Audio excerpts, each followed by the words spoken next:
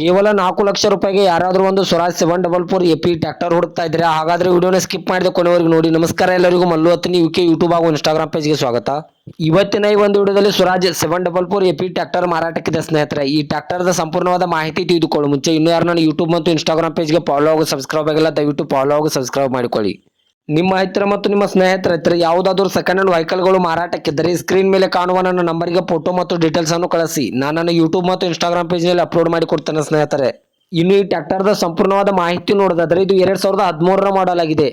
2013ರ model ಆಗಿದೆ ಸ್ನೇಹಿತರೆ. ಈ ವಾಹನವು ಒಳ್ಳೆಯ ಗುಡ್ ಕಂಡೀಷನ್ ಅಲ್ಲಿದೆ.